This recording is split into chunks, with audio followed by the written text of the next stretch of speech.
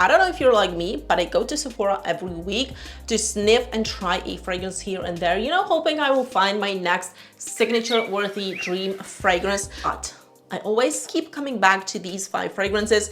I used to hate 2 of these fragrances, literally. I didn't get the hype for like 3 years. I actually noticed these fragrances give me more compliments than my niche fragrances that retail for $200 to $300 plus. So in this video, I want to share with you my top 5 signature-worthy fragrances for women, and this is the designer edition. And let's start this video with the first fragrance that used to be a hate. I hated it. It was like I didn't like it or I didn't appreciate it. I hated this fragrance for 3 years. And then what changed the game for me was I smelled this fragrance on somebody else. One lady wore this fragrance and I asked her, like, the trail was so feminine and powdery and elegant and a little bit delicious. And I asked her, what are you wearing? And she said it was black opium. So on me, I couldn't stand this fragrance on me. And also my husband always complimented me on this fragrance. So it made me like, I have so many niche fragrances and you compliment me on black opium. It smells so cheap, so sweet. And then he was like, no, it smells feminine, sensual, and sexy. I love it. So when I smelled it on that lady, I understood my husband, what he meant, because it was to me like a totally different fragrance. And this is all about that pear, some pepper, some coffee, cashmere, and patchouli, and it's all warm, spicy, and very smooth and almondy. You know, they have many flankers. I don't like them. I tried them all. I also have samples of these flankers. I just don't really, I didn't grow to love them. I don't know.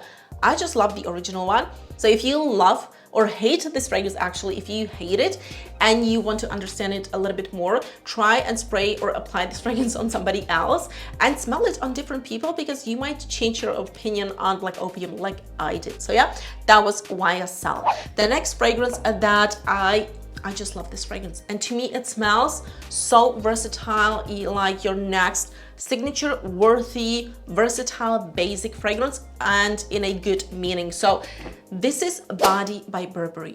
And this fragrance to me, ever since I smelled this fragrance, it smells like the best shampoo ever. And to me, this smells like a woody, powdery, and musky floral fragrance. Seems quite simple, but to me it's then also unique because it smells like I do get compliments with this fragrance because it smells so nice. It just smells nice. It makes your life easy, simple. You smell put together, you know, and this fragrance actually reminds me of one niche fragrance. But this one is a little bit cleaner and it smells more like a shampoo. So the fragrance that it reminds me of is Enigma by Raja. These fragrances go in the same direction. They smell a little bit ambery, oriental, floral, but this one goes more in that direction, like a shampoo, a little bit more cleaner, muskier, woody, and this one goes in that direction, more oriental or ambery, just a bit more floral. Also, the longevity on this fragrance, it doesn't maybe project as much, but the longevity is easily 12 plus hours.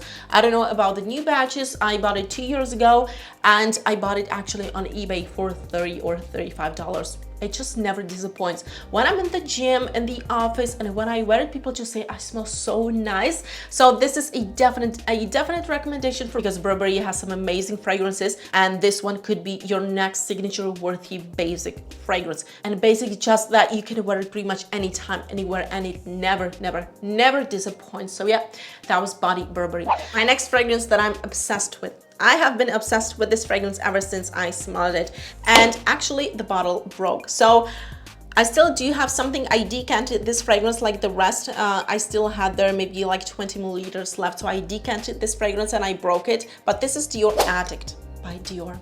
So this is all about blackberry, jasmine, vanilla, tonka, and this is to me like your warm, winter appropriate green vanilla. When I wore this fragrance in the office, everybody asked me, what is this fragrance? It smells so amazing. Some ladies wanted like I write them what it's called, and I just said it's Dior Addict. It has been on the market for like 20 years, and this is amazing, and people still don't know this fragrance. Like ladies still ask me what is it, and I always say it's Dior Addict. It's so basic, and they maybe expect me to say, oh, this is something special, you know, a niche fragrance, and I said no. This is just a, yeah, as I said, a must-have if you're into very elegant, grown-up vanilla fragrances with some jasmine, tonka bean, and blackberry. Now the next fragrance screams summer, beach, Caribbean vibes.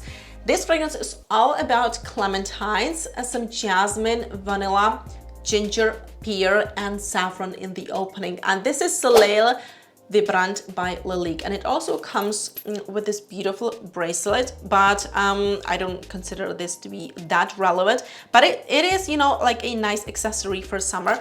And as I said, this to me screams summer, beach, some pina colada, a little bit of those coconut vibes. But this is all about that pure, something a little bit juicy from the clementines, but then also warm, spicy with that vanilla, slightly powdery, and with the ginger and saffron in the opening. So this fragrance isn't flat. This is what I love about this fragrance. It has just the right amount of something citrusy and juicy in the opening, and then it transforms into a beautiful, smooth, citrusy vanilla with some warm, spicy touches. And so yeah, that was Lalique. The next fragrance that I'm obsessed with is actually a fragrance, again, that I used to hate, and I didn't understand the hype because to me, this smelled like IKEA candles. I smelled something in this fragrance that reminded me of IKEA candles, and I just couldn't stand this fragrance, but then I kept trying it, and then I fell in love. So this is Musc Noir by Narciso Rodriguez. And you know, you have to love Narciso Rodriguez because he has a special type of musk in his fragrances that not everybody loves.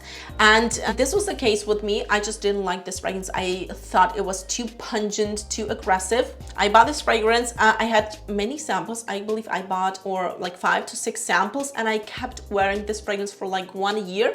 And then I finally bought a bottle just because I love it. I use it. I always come back to this fragrance, and this is all about the dark, sexy musk that doesn't, I do have to be honest, it doesn't work on everybody's skin. So you have to try this fragrance, but I wouldn't suggest that you blindly buy this fragrance. But if you're looking for a clean smelling, fruity, powdery, a little bit warm fragrance as a sexy night out fragrance, then try Musc Noir by Narciso Rodriguez. And the last fragrance is, I do have to mention this fragrance because I have used up my bottle. I have bought many samples to take with me when I'm traveling, because I travel sometimes a lot. And this is Pure Musk, again, by Narciso Rodriguez. So again, this sexy musk. And actually this was, again, like, I didn't understand the hype of Narciso Rodriguez. I always thought his fragrances are boring and not worth the price tag. But then, as you can see, I bought both fragrances just because I love them. I have many fragrances in my collection that I love and that I don't wear very often, and these 2 fragrances, I just love them. I had so many samples of these 2 fragrances, and I just always kept them in my bag.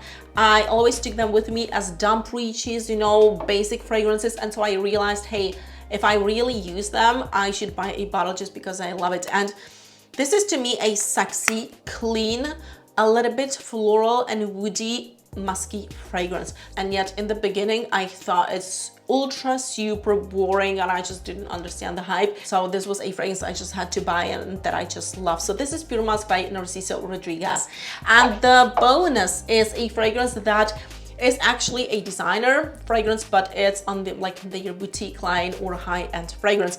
And this is Infinite Sky by Estee Lauder. This fragrance, let me tell you, one of the most beautiful, sexy, unisex, fresh and warm, spicy vanillas out there. To me, this smells like desert with some vanilla and some Sichuan pepper. But I bought it on sale for 80 euros, and I think this has 100 milliliters, but I'm not sure, maybe 75. Either way, this retails for more than $100, I think to 130, I'm not sure. But if you can get your hands on this fragrance, try it and sample it, definitely do, because this is one of the most unique, niche-like smelling complex vanillas, and it's a true compliment getter. Like when I wear it, really, I also compliment myself. I felt so feminine, so strong. It empowers me. This is an empowering fragrance, and also the longevity.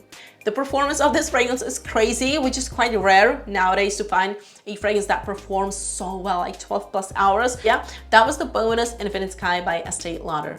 So yeah, these were my top 5 signature-worthy women's fragrances, designer edition.